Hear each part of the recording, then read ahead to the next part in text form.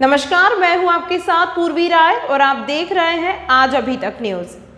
पूजा स्थल कानून को निरस्त किया जाना चाहिए। जी हां, यह बात राज्यसभा में शून्यकाल के दौरान हरनाथ सिंह यादव ने कही।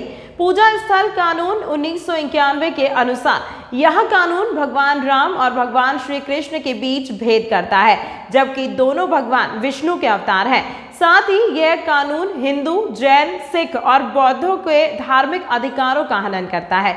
यह बात हम सबको जाननी चाहिए कि आजादी के बाद कांग्रेस कार्यकाल में भारत में कई ऐसे कानूनों को बनाया जो भारत की धर्म और संस्कृति के विरुद्ध थे, जबकि मोदी सरकार के द्वारा भारत की धर्म और संस्कृति से जुड़ी हर धरोहर को संजोकर पुनः स्थापित करने का कार्य किया।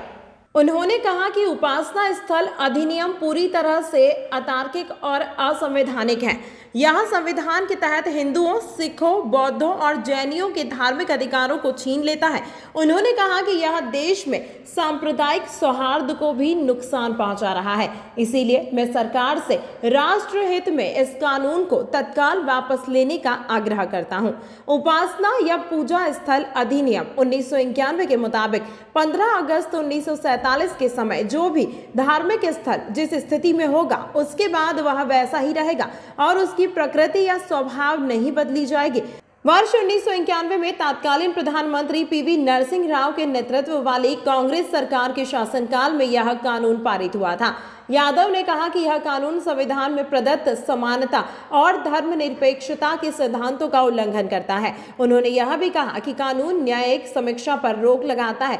भाजपा सदस्य की मांग वाराणसी में ज्ञानवापी मस्जिद परिसर और मथुरा में कृष्ण जन्मभूमि शाही ईदगाह मुकदमे से जुड़ी चल रही कानूनी लड़ाई की पृष्ठभूमि में आई है, जहां हिंदू पक्षों ने दावा किया है कि मौजूदा मस्जिदों का निर्माण हिंदू मंदिरों पर किया गया है और उनकी बहाली की मांग की गई है। श्री हरनाथ सिंह यादव। माननीय सभापति जी, मैं भारत सरकार के उपासना स्थल कानून 1991 के मनमाने और असंवैधानिक प्रावधानों की ओर आपके माध्यम से सदन और सरकार का ध्यान आकर्षित करता हूँ। महोदय, उपासना स्थल 1991 में कहा गया है कि पूजा स्थलों की जो स्थिति 15 अगस्त 1947 को थी, इसमें कोई बदलाव नहीं किया जाएगा। इस कानून में श्री राम जन्मभूमि को अलग रखा गया है। माननीय, यह कानून संविधान में वर्णित समानता और धर्मनिरपेक्षता के सिद्धांतों का उल्लंघन करता है, जो संविधान की प्रस्तावना और मूल संरचना का एक अभिन्न अंग है।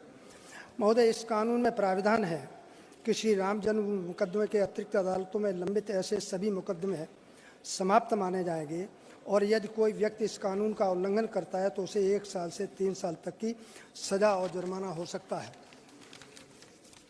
महोदय, उपासना स्थल कानून 1991 न्यायिक समीक्षा पर रोक लगाता है, जो संविधान की बुनियादी विशेषता है। यह कानून एक मनमाना और तर्कहीन कट ऑफ तिथि भी लागू करता है, जो हिंदू, सिख, जैन, सिख और बौद्ध धर्म के अनुयायियों के धार्मिक अधिकारों को कम करता है।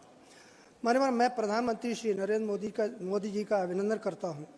उन्होंने कहा कि आज़ादी के बाद जो लोग लंबे समय तक सत्ता में रहे, वे पूजा स्थलों की महत्ता को नहीं समझ सके और उन्होंने राजनीतिक फायदों के लिए अपनी ही संस्कृति पर शर्मिंदगी होने की प्रवृत्ति स्थापित की।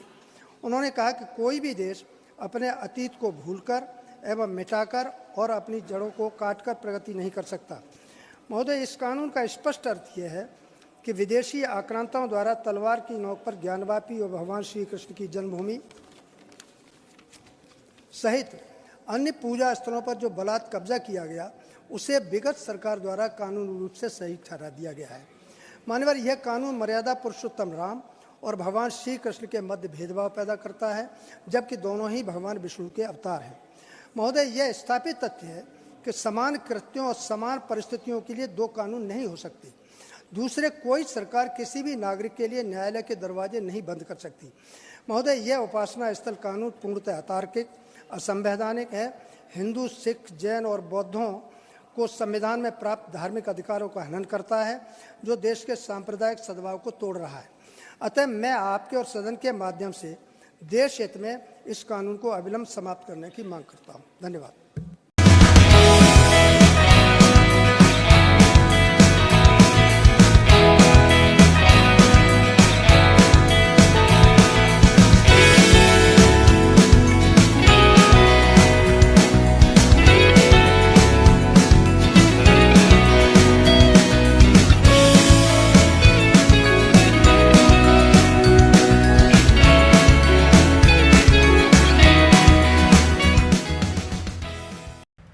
महत्वपूर्ण खबरों के लिए देखते रहिए आज अभी तक न्यूज।